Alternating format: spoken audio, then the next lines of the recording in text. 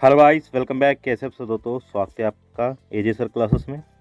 तो देखिए दोस्तों, इससे पहले हम लोगों ने एफसी वॉचमैन के लिए जो हिस्ट्री की क्लास स्टार्ट की हुई है ना दोस्तों, उसमें हमने प्राचीन भारत को अपने को कंप्लीट कर दिया दोस्तों। ठीक है ना, जो हमारा प्राचीन भारत है दोस्तों, उसको कर दिया है हमने कंप्लीट।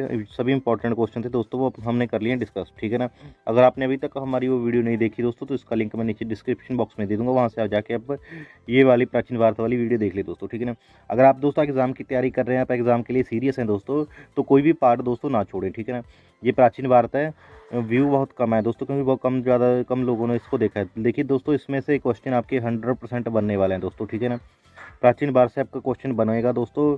फिर बाद में दोस्तों ये मत बोलना कि यार मैंने प्राचीन भारत नहीं किया, ये वो है ना, आप बहाना मत लगाइए दोस्तों। अब वीडियो पढ़िए, सभी जितने भी इंपॉर्टेंट क्वेश्चन थे दोस्तों, और जो हमारे एफसी के क्लर्क के और वॉचमैन के पिछले एग्जाम्स में पूछे गए वो क्वेश्चन भी मैंने ऐड किए हैं दोस्तों। आपको लेवल पता चल जाएगा दोस्तों कि कैसा लेवल रहने वाला है इतिहास के क्वेश्चंस में दोस्तों। ठीक है ना, तो दोस्तों अगर आपने ये वीडियो नहीं देखी प्राचीन भारत वाली, इसको देख लीजिए दोस्तों।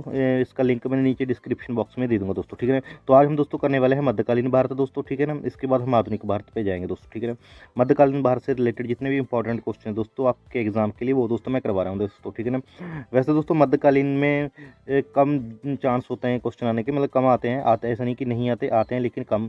सबसे ज़्यादा आते हैं आपके क्वेश्चन प्राचीन भारत से और आधुनिक भारत से, इन दोनों पार्ट से ज़्यादा क्वेश्चन बनते हैं। इससे एक आध क्वेश्चन शायद कभी कभी बन जाए, लेकिन वो जो क्वेश्चन है दोस्तों हम डिस्कस कर लेंगे। अगर बना मध्यकालीन भारत से, वो इंपॉर्टेंट क्वेश्चन हम दोस्तों करेंगे आज। ठीक है ना, तो देखिए दोस्तों, ज़्यादा टाइम वेस्ट ना करते चलते हैं क्लास पे। ठीक है ना दोस्तों, तो देखिए दोस्तों, सबसे पहला क्वेश्चन देखिए, वेरी इंपॉर्टेंट क्वेश्चन है दोस्तों, कि बाबर को भारत पर आक्रमण के लिए किसने निमंत्रण दिया था? तो देखिए दोस्तों, जो दौलत खां लोधी था, ठीक है ना, दौलत खां लोधी था, इसने बाबर को भारत पर आक्रमण करने के लिए निमंत्रण दिया था दोस्तों। ठीक है ना, इसके अलावा जो इब्राहिम लोधी था दोस्तों, उसके चाचा थे जो आलम खां, उन्होंने भी दौलत खां लोधी को बोला था कि बाबर को भारत पर आक्रमण के लिए बुलाया जाए। ठीक है ना, नेक्स्ट है दोस्तों सेकंड क्वेश्चन अपना, अरबों ने किसके नेतृत्व में भारत पर पहला सफल आक्रमण किया? तो देखिए दोस्तों, जो अरबों थे, ठीक है ना, अरब देश के जो लोग थे, जैसे अपना इधर सऊदी अरब हो गया, ठीक है ना, इधर जितने भी ये मुस्लिम कंट्री हैं दोस्तों, अरब कंट्रियाँ, उनने सबसे पहली जो अपने भारत पर पहला सफल आक्रमण किया था, ये किया था मोहम्मद बिन कासिम के नेतृत्व में। ठीक है ना, इनका जो लीडर था दोस्तों, वो था मोहम्मद बिन कासिम, उसके नेतृत्व में अरबों ने पहला आक्रमण किया था भारत पर। ठीक है ना, नेक्स्ट दोस्तों, अरबों ने सिंध पर कब विजय प्राप्त की? तो देखिए दोस्तों, अरबों ने जो मोहम्मद बिन कासिम के नेतृत्व में 712 ईस्वी में विजय प्राप्त की थी दोस्तों। ठीक है, और इन्होंने सिंध प्रांत, जिसे पंजाब कहा जाता था, उसको जीत लिया दोस्तों। ठीक है ना, और इससे इंपॉर्टेंट दोस्तों एक मैं और बात बताना चाहूँगा कि अरबों के आक्रमण के साथ ही भारत में मुस्लिम धर्म की स्थापना हुई थी दोस्तों। ठीक है, आपको क्वेश्चन पूछा जाता है कि भारत में मुस्लिम धर्म का आगमन या स्थापना कैसे हुई थी? वो अरबों के आक्रमण के द्वारा हुई थी दोस्तों। जो अरब थे वो मुस्लिम थे दोस्तों। ठीक है ना, उनके आक्रमण से ही भारत में जो मुस्लिम धर्म था वो एंटर हुआ था दोस्तों। ठीक है, नेक्स्ट दोस्तों, वेरी वेरी इंपॉर्टेंट क्वेश्चन है दोस्तों, मोहम्मद गजनवी ने भारत पर कितनी बार हमला किया? तो दोस्तों जो मोहम्मद गजनवी था दोस्तों, इसने 17 बार भारत पर आक्रमण किया था दोस्तों। वेरी इंपॉर्टेंट है, वाई वेरी रिपीटेड क्वेश्चन है दोस्तों, कि मोहम्मद गजनवी ने भारत पर 17 बार आक्रमण किया था दोस्तों। ठीक है ना, नेक्स्ट है, मोहम्मद गजनवी का सबसे चर्चित आक्रमण। तो देखिए दोस्तों, ये भी आपने सुना होगा कि मोहम्मद गजनवी का सबसे चर्चित आक्रमण था, वो था सोमनाथ मंदिर पर आक्रमण दोस्तों। ठीक है ना, मोहम्मद गजनवी ने क्या किया था, सोमनाथ मंदिर पर आक्रमण कर कर जो मंदिर था उसको नष्ट कर दिया था दोस्तों। मैं इसके अलावा मैं आपको बता दूं, ये जो आक्रमण था दोस्तों 1025 में किया गया था, ये भी पूछा जा सकता है, क्योंकि क्वेश्चन इंपॉर्टेंट है दोस्तों, इसका ईयर भी पूछा जा सकता है। तो महमूद गजनवी ने जो सोमनाथ पर आक्रमण किया था, वो किया था 1025 में। ठीक है ना, और सोमनाथ मंदिर कहाँ पे है दोस्तों? ये है आपका गुजरात में दोस्तों। ठीक है ना, ये आपका हो जाएगा गुजरात में। ठीक है ना, और ये किससे रिलेटेड है? सोमनाथ मंदिर किससे रिलेटेड है? तो ये भगवान शिव से रिलेटेड है दोस्तों। ठीक है ना, ये भी आपको याद रखना है दोस्तों। ठीक है ना, नेक्स्ट है, सुल्तान की उपाधि धारण करने वाला प्रथम शासक कौन था? तो देखिए दोस्तों, सुल्तान आपने वर्ड सुना होगा काफ़ी बार इस हिस्ट्री में, लेकिन उस सुल्तान की उपाधि धारण करने वाला प्रथम शासक था महमूद गजनवी दोस्तों। ये भी आपने याद रखना है बिल्कुल, कि सुल्तान की उपाधि जो सबसे पहले धारण की थी वह की थी महमूद गजनवी ने दोस्तों। ठीक है ना, नेक्स्ट है दोस्तों, गुलाम वंश की स्थापना कब हुई? तो देखिए दोस्तों, जो गुलाम वंश की स्थापना हुई थी, यानी कि दिल्ली सल्तनत में गुलाम वंश की सबसे पहले स्थापना की हुई थी 1206 ईस्वी में दोस्तों, और ये की थी कुतुबुद्दीन ऐबक ने दोस्तों। ठीक है ना, 1206 ईस्वी में गुलाम वंश की स्थापना हुई थी, ये की थी कुतुबुद्दीन ऐबक ने। और जो कुतुबुद्दीन ऐबक था दोस्तों, ये मोहम्मद गौरी का गुलाम था दोस्तों। ठीक है ना, नेक्स्ट देखिए दोस्तों, 8वां क्वेश्चन है अपना, कुतुब मीनार की नींव किसने रखी थी? तो देखिए दोस्तों, जो कुतुब मीनार थी इसकी जो नींव रखी थी वह रखी थी कुतुबुद्दीन ऐबक ने दोस्तों, ठीक है ना। जो अपना, ठीक है दोस्तों, इसने सिर्फ नींव रखी थी कुतुब मीनार की। उसके बाद जो नेक्स्ट है, कुतुब मीनार के निर्माण कार्य को पूरा किसने करवाया? तो देखिए दोस्तों, जो कुतुबुद्दीन ऐबक था उसने कुतुब मीनार की नींव रखी थी, ठीक है ना, उसका काम स्टार्ट करवाया था। लेकिन उस कुतुब मीनार के कंप्लीट होने से पहले ही जो कुतुबुद्दीन ऐबक थी वो उसकी मौत हो गई थी दोस्तों, ठीक है ना। उसके बाद जो पेंडिंग काम था कुतुब मीनार के निर्माण का कार्य, वो किसने पूरा करवाया? इल्तुतमिश ने दोस्तों, ठीक है ना। कुतुब मीनार का निर्माण के कार्य को पूरा किसने करवाया? इल्तुतमिश ने दोस्तों, ठीक है। नेक्स्ट क्वेश्चन देखिए, भारत का आइंस्टाइन किसे कहा जाता है? तो देखिए दोस्तों, जो नागार्जुन है उसको भारत का आइंस्टाइन कहा जाता है, ठीक है ना। भारत का आइंस्टाइन कहा जाता है नागार्जुन को दोस्तों। यह हमारे प्राचीन भारत के एक महान फिजिक्सियन भौतिक वैज्ञानिक थे दोस्तों, ठीक है ना। नेक्स्ट है दोस्तों, एकता प्रणाली किसने चलाई दोस्तों, ठीक है ना। वेरी इंपॉर्टेंट दोस्तों, ये आपने काफ़ी बार सुना होगा कि एकता प्रणाली के बारे में। इतिहास जो लोग तैयारी कर रहे हैं कंपटीशन एग्जाम की, या आपने हिस्ट्री में स्कूल वगैरह में इसके एकता प्रणाली के बारे में पढ़ा था, ठीक है ना। तो ये शुरू की थी इल्तुतमिश ने दोस्तों। तो दोस्तों एक मैं और बात बताना चाहूँगा, आपने ये वर्ड तो पकड़ लिया कि एकता प्रणाली किसने चलाई थी? इल्तुतमिश ने। मैं आपकी की जानकारी के लिए बता दूं कि एकता प्रणाली होती क्या है दोस्तों, ठीक है ना। एकता आपने पढ़ा होगा, एकता प्रणाली रट्टा लगाया होगा, लेकिन ये है क्या एक्चुअली में दोस्तों? क्या था ये एकता प्रणाली जो चलाई थी, ठीक है ना, इल्तुतमिश ने, तब क्या था दोस्तों कि जो इल्तुतमिश था दोस्तों ये दिल्ली का सुल्तान था, ठीक है ना दोस्तों। और दिल्ली सल्तनत तो बहुत ज़्यादा उसका दोस्तों साम्राज्य था, बहुत ज़्यादा बढ़ गया था, ठीक है ना दोस्तों, जिसको कंट्रोल करना मुश्किल था दोस्तों, ठीक है ना। इतना बड़ा राज्य था जिसे कंट्रोल करना मुश्किल था दोस्तों, देख रेख करना। तो क्या हुआ था, राज्य में थोड़े थोड़े वो बना दिए थे दोस्तों, पार्ट बना दिए थे सल्तनत के, ठीक है ना। थोड़े थोड़े पार्ट, जैसे भी हमारे इंडिया है, ठीक है ना, इंडिया में अलग अलग स्टेट्स हैं दोस्तों, पंजाब हो गया, हरियाणा हो गया, यूपी, एमपी, बिहार, ठीक है ना, अलग अलग स्टेट्स हैं दोस्तों। ऐसे ही कुछ टुकड़े बना दिए गए थे जिनकी देख रेख, जिनको एकता बोला जाता था दोस्तों, ठीक है ना। थोड़े थोड़े पार्ट्स बना दिए थे दिल्ली सल्तनत राज्य के, जिसे एकता बोला जाता था दोस्तों। और इसकी देख रेख के लिए जो बंदा होता था, इसका मुख्य होता था, उसको बोलता था अपना मुख्ता, ठीक है ना। इसमें क्या होता था, एकता में जो मुख्ता होता था दोस्तों, इसका हेड होता था, जो उसका काम था सैनिकों की देखभाल करना और उस पार्ट से कर इकट्ठा करना, जो भूमि लगान ये इकट्ठे करते थे राजे, उस एरिया से लगान इकट्ठी करना और सैनिकों का ख्याल रखना, एकता का जो मालिक होता था वो करता था दोस्तों, ठीक है ना। नेक्स्ट देखिए दोस्तों, 2.5 दिन का झोपड़ा नामक मस्जिद किसने बनवाई? तो देखिए दोस्तों, जो 2.5 दिन का झोपड़ा नामक मस्जिद है ये बनवाई थी कुतुबुद्दीन ऐबक ने दोस्तों, ठीक है ना। 2.5 दिन का झोपड़ा कुतुबुद्दीन ऐबक ने बनवाई थी। और ये कहाँ पे है दोस्तों? ये आपकी है अजमेर में दोस्तों, ठीक है ना, अजमेर में है दोस्तों ये, ठीक है ना। और ये कुतुबुद्दीन ऐबक ने बनाई थी मोहम्मद गौरी के कहने पे दोस्तों, ठीक है ना। लेकिन आपको जो पूछा जाएगा कि बनवाई किसने, तो आपका कुतुबुद्दीन आंसर आएगा दोस्तों, ठीक है ना। नेक्स्ट है आपका 13वां, कुतुबुद्दीन ऐबक को अन्य किस नाम से जाना जाता है? तो देखिए दोस्तों, कुतुबुद्दीन ऐबक जो था, जिसने गुलाम वंश की स्थापना की थी, उसको लाख बख्श के नाम से जाना जाता था दोस्तों, ठीक है ना। क्योंकि वो बहुत उदार किस्म का था, ठीक है दोस्तों, वो बहुत दयालु था, जो कि अपनी उदारता के लिए जाना जाता था दोस्तों, इसलिए उसको लाख बख्श कहा जाता था, ठीक है दोस्तों, लाखों का दान देता था वो। नेक्स्ट क्वेश्चन है दोस्तों आपका कि कुतुबुद्दीन ऐबक की मृत्यु कैसे हुई थी?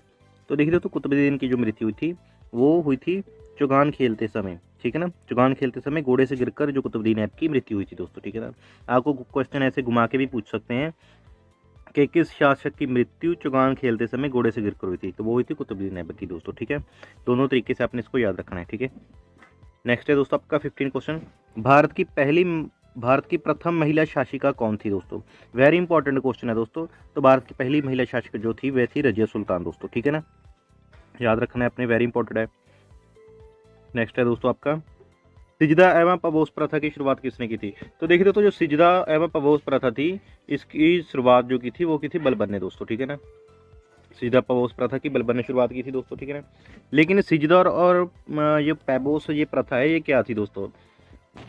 आपने दोस्तों इसके बारे में पढ़ा होगा, सजीदा पैबोस के बारे में भी काफ़ी बार, लेकिन इसका मीनिंग काफ़ी कम बच्चों को है जिसका पता होगा, ठीक है ना। तो जिन बच्चों को पता है एक बार वो मुझे कमेंट बॉक्स में ज़रूर बताएं दोस्तों, ठीक है ना। तो देखिए दोस्तों, सिजदा और पैबोस जो प्रथा थी बलबन ने शुरू की थी, तो ठीक है, इसका जो अर्थ था दोस्तों, सिजदा का अर्थ होता था कि जो भी दरबार में आएगा वो जो सुल्तान था बलबन, उसको सिर झुकाकर नमस्कार करेगा, ठीक है ना। ये था सिजदा का अर्थ कि दरबार में जो भी आएगा, ठीक है ना, वो सुल्तान को सिर झुका के नमस्कार करेगा, ठीक है ना। पैबोस का अर्थ था दोस्तों कि सुल्तान के पैरों को चूमना दोस्तों, ठीक है ना, सुल्तान के पैरों को चूमना, ये भी इसका अर्थ है। और ये प्रथा बलबन ने शुरू की थी जो उसके राज्य में अमीर थे, ठीक है ना, अमीर लोग थे दोस्तों, उनके घमंड को तोड़ने के लिए, ठीक है ना, ये जो उसने काम किए थे। तो आपको बिल्कुल इसका आंसर पता चल गया होगा कि सिजदा का अर्थ था सिर झुकाकर नमस्कार करना, और पैबोस का अर्थ था पैर चूमना, किसके, सुल्तान के, जो नवाब था जहाँ वहाँ का, ठीक है ना, शासक। नेक्स्ट देखिए दोस्तों, किस शासक ने अपने विरोधियों के प्रति कठोर लोह एवं रक्त की नीति अपनाई थी? तो देखिए, तो वह बलबन ही था जिसने अपने शत्रुओं के, अपने विरोधियों के खिलाफ लोह एवं रक्त की नीति अपनाई थी दोस्तों, ठीक है ना। 18th क्वेश्चन है दोस्तों अपना, खिलजी वंश की स्थापना की थी? तो देखिए दोस्तों, खिलजी वंश की स्थापना की थी जलालुद्दीन खिलजी ने दोस्तों, ठीक है ना, वेरी इंपॉर्टेंट है, याद रखना आपने। नेक्स्ट क्वेश्चन है दोस्तों आपका, माफ कीजिएगा, नेक्स्ट क्वेश्चन आपका, घोड़े दागने एवं सैनिकों का हुलिया लिखने की प्रथा की शुरुआत किसने की थी? तो देखिए दोस्तों, घोड़े दागने और सैनिकों का हुलिया लिखने की जो प्रथा थी वह की थी अलाउद्दीन खिलजी ने दोस्तों। ये भी वेरी इंपॉर्टेंट है क्वेश्चन दोस्तों, रिपीटेड क्वेश्चन है, काफ़ी बार एग्जाम में पूछा गया, अलग अलग एग्जाम में ये क्वेश्चन आपका पूछा गया है। सवाल यहाँ पे ये है दोस्तों कि घोड़े दागने और सैनिका का हुलिया लिखना ये क्या है, इसका मतलब क्या है दोस्तों, ठीक है ना, इसका जो मतलब है मैं आपको बताता हूँ दोस्तों, ठीक है। तो देखिए दोस्तों, घोड़े दागने का अर्थ होता था कि घोड़े को दाग देना, ठीक है ना। पहले क्या होता था दोस्तों, आज के समय की तरह पहले भी जो था भ्रष्टाचार होता था दोस्तों, ठीक है ना। सैनिकों को कोई सही राज्य के कार्य करने के लिए दोस्तों घोड़े दिए जाते थे, ठीक है ना, घोड़े लेके चले जाते थे, और शाम को क्या होता था कि उनको घोड़े जमा करवाने होते थे दोस्तों, ठीक है ना। लेकिन वो क्या करते थे कि शाम अच्छा घोड़ा जो शासक से वो लेके जाते थे सुल्तान से राज्य के कार्य के लिए, और शाम को वो कोई कमज़ोर नस्ल का घोड़ा, जब कोई कमज़ोर घोड़ा होता था वो वापिस कर देते थे, ठीक है ना, सुल्तान को वहाँ जमा करवा देते जो कमज़ोर घोड़ा था, और जो ताकतवर घोड़ा था वो अपने पास रख लेते थे। इसको रोकने के लिए, इस भ्रष्टाचार को रोकने के लिए शासक ने क्या किया कि घोड़ों पे दाग लगाना शुरू कर दिया, एक प्रकार का निशान लगाना शुरू कर दिया कि जो घोड़ा लेके जाएगा कोई सैनिक, उस निशान वाला, वही निशान वाला घोड़ा वो शाम को वापस करेगा। निशान देख के ही घोड़े को दिया और वापस जमा करा जाता था। तो ठीक है, इसका अर्थ था ये, बिल्कुल आप समझ गए होंगे। और सैनिकों का हुलिया लिखने का अर्थ था दोस्तों कि जैसे जो था शासक होता था दोस्तों, सुल्तान है जो चाहे, ठीक है ना, सुल्तान हो गया आपका, शासक जो भी था, ठीक है ना, वो अगर कोई सैनिक कार्रवाई करनी होती थी वो किसको बोलता था, सेनापति को, ठीक है ना, सेनापति को बोलता था, और सेनापति आगे बोलता था सेना को दोस्तों, ठीक है ना। तो यानी कि सुल्तान का सीधा डायरेक्ट सेना को नहीं जानता था दोस्तों, ठीक है ना। तो क्या था कि कोई भी सैनिकों में घुसकर, ठीक है ना, कोई भी शत्रु, ठीक है ना, सैनिकों का भेष लेकर, उनका हुलिया लेके सैनिकों का राज्य में प्रवेश कर सकता था, और जो राज्य की इम्पोर्टेंट बातें हैं, जो ठीक है ना गुप्त बातें, वो उनका जानकारी लेके उसको नुकसान पहुंचा सकता था राज्य को, ठीक है ना। तो अलाउद्दीन खिलजी ने क्या किया कि सभी सैनिकों का हुलिया लिखना शुरू कर दिया, ठीक है ना। सैनिकों का हुलिया लिखना कैसे शुरू किया, उनकी जो उनके दोस्तों जो हाइट वगैरह है, ठीक है ना, उनकी हाइट कितनी है दोस्तों, वो पतला है या मोटा है दोस्तों, ठीक है ना, है उसका मतलब फेस, उसके दाढ़ी है या नहीं है, ठीक है ना, उसका नाम वगैरह सारा प्रॉपर जो था दोस्तों हुलिया लिखा जाता था दोस्तों सैनिकों का, ठीक है ना, ताकि अपने सैनिकों की पहचान रह सके दोस्तों, इसका अर्थ था ये। तो देखिए तो बिल्कुल आप समझ गए होंगे कि घोड़े दागने और सैनिकों का हुलिया लिखने की प्रथा क्या थी दोस्तों, और इसे किसने चलाई थी, ये चलाई थी अलाउद्दीन खिलजी ने दोस्तों, ठीक है ना। नेक्स्ट देखिए दोस्तों आपका, मलिक काफूर किसके सेनापति थे? तो देखिए दोस्तों ये भी इंपॉर्टेंट है, मलिक काफूर जो थे ये अलाउद्दीन खिलजी के सेनापति थे दोस्तों, ठीक है ना। नेक्स्ट आ जाएगा आपका, ब्राह्मणों पर पहली बार जजिया कर किस शासक ने लगाया था? तो देखिए दोस्तों, ब्राह्मणों पर पहली बार जो जजिया कर था दोस्तों, ठीक है ना, ये लगाया था आपका फिरोज तुगलक ने दोस्तों, ठीक है ना। फिरोज तुगलक पहला शासक था जिसने ब्राह्मणों पर जजिया कर लगाया। अब ये जजिया कर क्या था दोस्तों, ये भी आपको पता होना चाहिए। जजिया कर दोस्तों एक प्रकार का धार्मिक कर था दोस्तों, ठीक है ना, धार्मिक कर था दोस्तों। इसका मतलब क्या था, देखिए जो फिरोज तुगलक था वह एक मुस्लिम शासक था दोस्तों, ठीक है ना, और उसके राज्य में सिर्फ मुस्लिम लोग ही जो थे रह सकते थे दोस्तों। गैर मुस्लिम लोगों को फिरोज तुगलक के शायद राज्य में रहने के लिए धार्मिक कर देना पड़ता था दोस्तों, टैक्स देना पड़ता था। जो भी गैर मुस्लिम था, कोई मुस्लिम धर्म से अलावा किसी अन्य धर्म का कोई था, चाहे वो हिंदू था, है ना, चाहे वो किसी और धर्म का था, तो उसको जो सुल्तान था उसको टैक्स देना पड़ता था उसके राज में रहने के लिए दोस्तों, ठीक है। आई होप ये क्वेश्चन भी आपको बिल्कुल समझ आ गया होगा दोस्तों, ठीक है ना। नेक्स्ट, किस शासक को उसकी असफल योजनाओं के कारण पागल बादशाह कहा जाता है? वेरी इंपॉर्टेंट है दोस्तों ये भी। तो देखिए मोहम्मद बिन तुगलक जो थे दोस्तों, उनको पागल बादशाह के नाम से जाना जाता है, क्योंकि उनकी जो योजनाएं थी अपने शासनकाल में, जितनी भी उन्होंने योजनाएं बनाई वो एक प्रकार की मूर्खता वाली योजनाएं थी, बिल्कुल असफल रही उनकी योजनाएं दोस्तों, ठीक है ना। इस कारण उन्हें पागल बादशाह कहा जाता है। नेक्स्ट है दोस्तों, विजयनगर साम्राज्य की राजधानी क्या थी। ये भी काफ़ी इंटरेस्टिंग अच्छा क्वेश्चन है दोस्तों। तो विजयनगर की राजधानी दोस्तों हम्पी थी दोस्तों। विजयनगर साम्राज्य की जो स्थापना की थी 1336 ईस्वी में, वह की थी हरिहर और बुक्का नाम के दो भाइयों ने की थी। और ये था भारत के साउथ एरिया में जो था ये साम्राज्य स्थापित हुआ था दोस्तों, ठीक है ना। नेक्स्ट है, संत कबीर का जन्म कहाँ हुआ था। तो देखिए दोस्तों, संत कबीर जो थे महान हमारे संत रह चुके हैं दोस्तों, इनका जो जन्म था वह हुआ था वाराणसी में, ठीक है ना। वाराणसी में संत कबीर का जन्म हुआ था। नेक्स्ट आ जाएगा आपका, सिख धर्म की स्थापना किसने की। तो देखिए दोस्तों, वेरी इंपॉर्टेंट है, सिख धर्म की जो स्थापना हुई थी वह की थी श्री गुरु नानक देव जी ने, ठीक है। श्री नानक देव जी का जन्म कब हुआ था, 1469 ईस्वी में दोस्तों, ठीक है ना। नेक्स्ट देखिए दोस्तों, पानीपत का प्रथम युद्ध कब हुआ था। तो देखिए, पानीपत का जो प्रथम युद्ध हुआ था ये हुआ था 1526 ईस्वी में, ठीक है। और किसके मध्य हुआ था, ये हुआ था बाबर और इब्राहिम लोदी के विचकार हुआ था, जिसमें बाबर विजयी रहा था दोस्तों, ठीक है। बाबर की मृत्यु कब हुई थी। तो देखिए, बाबर की जो मृत्यु हुई थी वो हुई थी आपकी 1530 में, कहाँ पे हुई थी, आगरा में दोस्तों, ठीक है ना। 1530 में बाबर की मृत्यु हुई थी आगरा में। नेक्स्ट है, बाबर का मकबरा कहाँ है। तो देखिए, बाबर का जो मकबरा है दोस्तों ये है अभी काबुल में, ठीक है ना। स्टार्टिंग में क्या था दोस्तों, जब बाबर की मृत्यु हुई थी कहाँ पे हुई थी, गुजरात में, तो इसलिए उसका मकबरा जो बाबर का था वो बाबर का जो मकबरा था वो आगरा में ही बनवाया गया था। लेकिन बाद में आगरा से उसके जो मकबरे को लेके गए थे काबुल में बाद में उसको दफनाया गया था बाबर को, क्योंकि बाबर की इच्छा थी कि उसके मृत्यु के बाद उसका जो मकबरा है काबुल में बनाया जाए दोस्तों, ठीक है ना। नेक्स्ट, बाबर का उत्तराधिकारी कौन बना। तो देखिए, बाबर का जो उत्तराधिकारी था दोस्तों वो था हुमायूं, ठीक है ना। उसका बाबर का पुत्र हुमायूं उसका उत्तराधिकारी बना। नेक्स्ट है, बिल्लग्राम या कनौज का युद्ध किन के मध्य हुआ। तो देखिए, बिल्लग्राम और या कनौज का युद्ध जो था ये हुआ था शेर खान और हुमायूं के बीच दोस्तों, और इसमें जो विजय रही था वो था शेर खान। शेर खान ने हुमायूं को दोस्तों हरा दिया था इस युद्ध में। नेक्स्ट है आपका, शेरशाह सूरी का बचपन का नाम क्या था। तो देखिए जी, शेरशाह सूरी जो था उसका जो बचपन का नाम था वो था फरीद खान, ठीक है, ये आप राइट डाउन कर लीजिए। नेक्स्ट आ जाएगा आपका, शेरशाह का मकबरा कहाँ पे है। तो देखिए दोस्तों, शेरशाह का जो मकबरा है ये है आपका सासाराम में दोस्तों, ठीक है ना। कई बार आपको एग्जाम में मकबरे के बारे में भी क्वेश्चन आ जाता है कि इस शासक का मकबरा कहाँ पे था दोस्तों, ठीक है ना। तो शेरशाह का मकबरा सासाराम में। इसकी एक ट्रिक भी आप लगा सकते हैं दोस्तों, जैसे शेरशाह के नाम में शेर आ रहा है, तो अगर आपके सामने शेर आ जाए तो आपका क्या हो जाएगा, सांस रुक जाएगा दोस्तों, ठीक है ना, ठीक है ना। और आपके मुंह से क्या निकलेगा, राम राम। तो इससे आपको याद रख सकते हैं, शेर से आ जाएगा शेरशाह और सास से आ जाएगा आपका सासाराम, ठीक है ना। नेक्स्ट देखिए दोस्तों, आपका ग्रैंड ट्रंक रोड की स्थापना किसने की, ठीक है ना। जिसका निर्माण है ग्रैंड ट्रंक रोड का, किसने करवाया था दोस्तों, ये भी वेरी इंपॉर्टेंट है दोस्तों, ग्रैंड ट्रंक रोड का। तो ये करवाया था आपका शेरशाह सूरी ने दोस्तों, ठीक है ना। शेरशाह सूरी ने ग्रैंड ट्रंक रोड का निर्माण करवाया था दोस्तों, ठीक है ना। देखिए दोस्तों, वैसे तो ये रोड काफ़ी ज़्यादा पुराना है, ठीक है ना, प्राचीन काल से इसको यूज़ किया जा रहा है ग्रैंड ट्रंक रोड को, ठीक है ना। लेकिन इसका एक्चुअल में जो निर्माण था, ठीक है ना, प्रॉपर, ठीक है ना, इसको बनवाया था शेरशाह सूरी ने दोस्तों, ठीक है ना। अकबर का राज्याभिषेक कहाँ हुआ था। तो देखिए, अकबर का जो राज्याभिषेक था, ठीक है ना, वो हुआ था कलानौर में, और ये था पंजाब में, ठीक है ना, कलानौर पंजाब में था दोस्तों, ठीक है ना। नेक्स्ट है आपका, पानीपत की दूसरी लड़ाई किसके मध्य हुई। तो देखिए दोस्तों, जो पानीपत की जो दूसरी लड़ाई थी, ठीक है ना दोस्तों, दूसरी लड़ाई ये हुई थी आपकी अकबर और हेमू के विचकार में दोस्तों, ठीक है ना। अकबर और हेमू के विचकार 1556 ईस्वी में हुई थी दोस्तों, और इसमें क्या हुआ था, अकबर विजयी रहा था दोस्तों, ठीक है ना। अकबर ने हेमू को हरा दिया था दोस्तों, ठीक है दोस्तों। तो मैं आपको तीनों दोबारा बता देता हूँ। जो अब हमारी पानीपत की लड़ाई हुई थी, पहली 1526 में हुई थी, दूसरी आपकी 1556 में, और तीसरी 1761 में दोस्तों आपकी, ठीक है ना। तीसरी 1761 में हुई थी दोस्तों, ठीक है ना। इसमें कौन विजयी रहा था दोस्तों, बाबर, ठीक है ना। और इसमें आपका रहा था अकबर विजयी, ठीक है।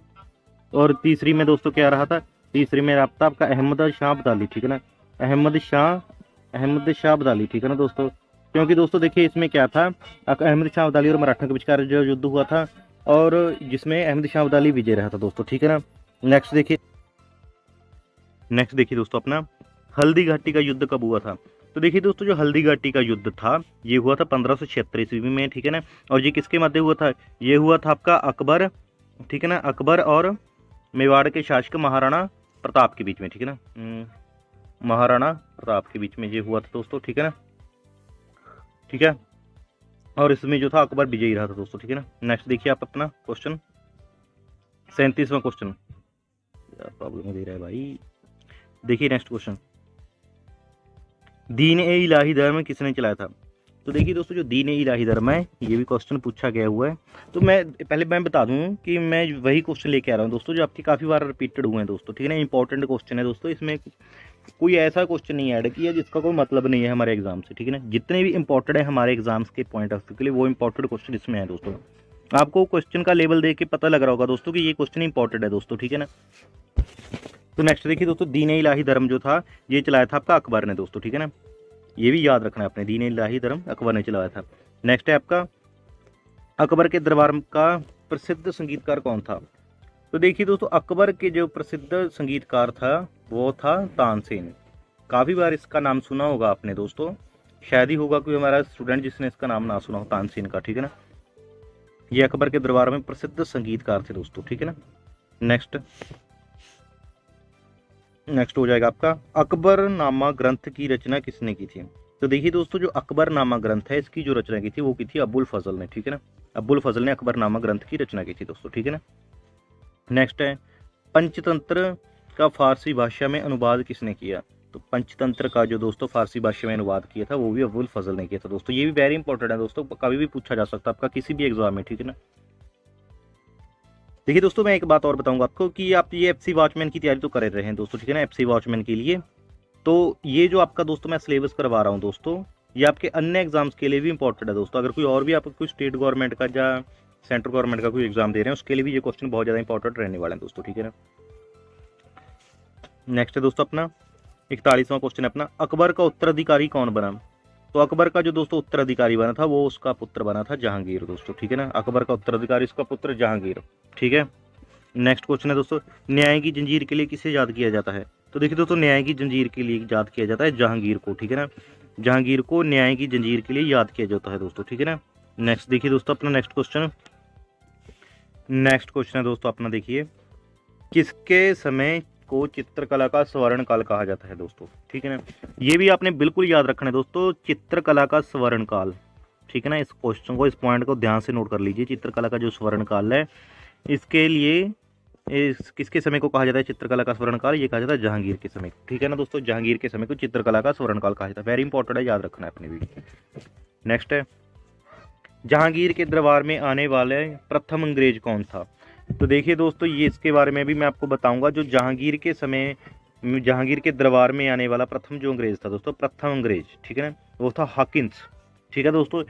हॉकिंस जो अंग्रेज था दोस्तों जहांगीर के दरबार में जो आया था प्रथम अंग्रेज था दोस्तों। उसके बाद देखो दोस्तों हमारे देश पर कब्जा ही करके गए हैं 200-250 साल के करीब, है ना अंग्रेज। ये प्रथम था दोस्तों हॉकिंस जो आया था, ठीक है ना, अंग्रेज जहांगीर के दरबार में। ये क्यों आया था दोस्तों, जहांगीर से परमिशन लेने आया था दोस्तों व्यापार के लिए, ठीक है ना, ठीक है ना। तो इस प्रकार आपके माइंड में ये फिट होना चाहिए दोस्तों, पूछा जा सकता है कि जहांगीर के दरबार में आने वाला प्रथम अंग्रेज वो था हॉकिंस दोस्तों, ठीक है ना। नेक्स्ट जहांगीर का उत्तराधिकारी कौन बना। तो देखिए दोस्तों जहांगीर का जो उत्तराधिकारी बना था वो बना था शाहजहां, ठीक है ना। नेक्स्ट 46वां क्वेश्चन, शाहजहां ने किसकी याद में ताजमहल का निर्माण करवाया, वेरी इंपॉर्टेंट है दोस्तों। तो देखिए दोस्तों शाहजहां ने जो ताजमहल बनवाया था अपनी पत्नी मुमताज महल की याद में बनवाया था दोस्तों, ठीक है। तो मैं एक बात और आपको बताना चाहूँगा दोस्तों, जो ताजमहल उन्होंने शाहजहां ने बनाया था मुमताज महल की याद में, वो उसकी मृत्यु के बाद बनाया था दोस्तों, ठीक है ना, उसकी डेथ के बाद, ठीक है ना, जब उसकी डेथ हो चुकी थी दोस्तों, ठीक है ना, तो उसके बाद ये ताजमहल बनवाया था दोस्तों, ठीक है ना। नेक्स्ट है, मयूर सिंहासन का निर्माण किसने करवाया था। तो जो मयूर सिंहासन है दोस्तों, ठीक है ना, इसका निर्माण भी शाहजहां ने करवाया था दोस्तों, ठीक है ना। नेक्स्ट है, शाहजहां के बाद गद्दी पर कौन बैठा। ठीक है दोस्तों, शाहजहां के बाद दोस्तों जो गद्दी पर बैठा था वो था औरंगजेब, ठीक है ना दोस्तों। इसके अलावा मैं बताना चाहूँगा आपको, औरंगजेब ने गद्दी पर बैठने के लिए अपने पिता शाहजहां को क्या किया था, कैद करवा दिया था दोस्तों, काल कोठड़ी में कैद करवा दिया था। यहाँ पे शाहजहां की 8 साल बाद 8 साल कैद काटने के बाद मृत्यु हो गई थी दोस्तों, ठीक है ना। नेक्स्ट है दोस्तों आपका 49वां क्वेश्चन, किसे जिंदा पीर कहा जाता है। तो देखिए दोस्तों औरंगजेब को जो है जिंदा पीर कहा जाता है दोस्तों, ठीक है ना। इसको जिंदा पीर क्यों कहा जाता है दोस्तों, ये क्या था, एक तो दोस्तों ये अपना खुद का जो खर्चा होता था दोस्तों, जो एक तो टोपी सीलता था दोस्तों, ये टोपी सील के, और एक था कुरान के जो होते हैं दोस्तों, मतलब शब्द होते हैं उससे रिलेटेड, उसको बोला जाता है दोस्तों कुरान का, उसके रिलेटेड मुझे वो प्रॉपर नहीं पता कुरान के उस शब्द को क्या बोलते हैं दोस्तों, लेकिन वो कुरान से रिलेटेड कुछ ऐसा लिखता था दोस्तों। तो वहाँ से दोस्तों जो अपना पर्सनल इनकम थी दोस्तों, कमाई वहाँ से करता था दोस्तों। वो राज्य सबसे अपने पैसे नहीं यूज़ करता था दोस्तों अपने परिवार के लिए दोस्तों, ठीक है ना। नेक्स्ट है दोस्तों, औरंगजेब ने सिखों के किस गुरु की हत्या करा दी थी, ठीक है। तो देखिए दोस्तों, औरंगजेब ने जो थी सिखों के 9वें गुरु श्री गुरु तेग बहादुर जी की हत्या करवा दी थी दोस्तों, ठीक है ना। नेक्स्ट, बीबी का मकबरा का निर्माण किसने करवाया। तो देखिए दोस्तों, जो बीबी का मकबरा है इसका निर्माण करवाया था औरंगजेब ने दोस्तों, ठीक है ना। विजय भी बिल्कुल आपने याद रखना है, बीबी का मकबरा का निर्माण किसने करवाया, अकबर ने, सॉरी औरंगजेब ने दोस्तों, ठीक है ना। नेक्स्ट, मराठा साम्राज्य का संस्थापक कौन था। तो जो मराठा साम्राज्य था दोस्तों उसका जो संस्थापक था वो थे शिवाजी, ठीक है ना। नेक्स्ट, किसे रंगीला बादशाह कहा जाता था दोस्तों। तो देखिए दोस्तों, जो मोहम्मद शाह था उसे रंगीला बादशाह कहा जाता था दोस्तों, ठीक है ना। क्योंकि बहुत अजीब हरकतें वो करते थे दोस्तों। कई बार वो दरबार में दोस्तों बिना वस्त्रों के दोस्तों आ जाते थे ऐसे ही, ठीक है ना।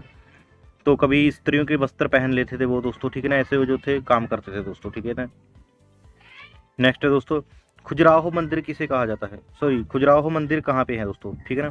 तो देखिए दोस्तों, जो खजुराहो मंदिर है दोस्तों ये है आपके मध्य प्रदेश में, ठीक है ना। वेरी इंपॉर्टेंट, आपसे कई बार पूछा जा सकता है खजुराहो मंदिर कहाँ पे है, तो ये है दोस्तों आपके मध्य प्रदेश में, ठीक है ना। नेक्स्ट है, सबसे पुराना वाद्य यंत्र। तो देखिए दोस्तों, जो संगीत का सबसे पुराना यंत्र है, वाद्य यंत्र है, जो बजाया जाने वाला यंत्र है दोस्तों, वह है आपका वीणा। ये भी दोस्तों एग्जाम में आया हुआ दोस्तों, एक बार SSC GD के एग्जाम में भी मैंने देखा है इसको आता हुआ आया था। और इसके अलावा एक अन्य स्टेट गवर्नमेंट एग्जाम था, वहाँ पे भी ये क्वेश्चन रिपीट हुआ था। तो आपको याद रखना है कि सबसे पुराना जो वाद्य यंत्र है वो दोस्तों वीणा है दोस्तों, ठीक है ना।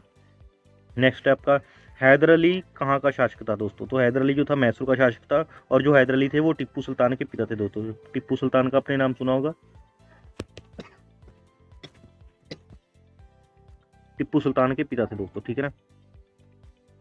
नेक्स्ट है आपका, हवा महल कहाँ स्थित है। तो देखिए दोस्तों, जो हवा महल है, ठीक है ना, आपका ये है आपका जयपुर में दोस्तों, ठीक है ना। तो देखिए दोस्तों, आज के लिए इतना ही, बस वीडियो अच्छी लगी तो दोस्तों वीडियो को कर दें लाइक। अगर आप हमारे चैनल पे नए हैं तो दोस्तों चैनल को कर दीजिए सब्सक्राइब दोस्तों, ठीक है ना। ये मेरी आपसे पर्सनल रिक्वेस्ट है दोस्तों। काफ़ी दोस्तों आते हैं हमारे 100 में से 70% तो ऐसे व्यूअर्स हैं, वीडियो तो देखते हैं लेकिन सब्सक्राइब नहीं करते दोस्तों। तो मेरी आपसे यही हाथ जोड़ के विनती है दोस्तों, चैनल पर नए हैं तो चैनल को सब्सक्राइब कर दें दोस्तों। आपकी कंप्लीट जो तैयारी है दोस्तों हम यहाँ पे करवाएंगे दोस्तों। तो आज के लिए इतना ही दोस्तों, धन्यवाद।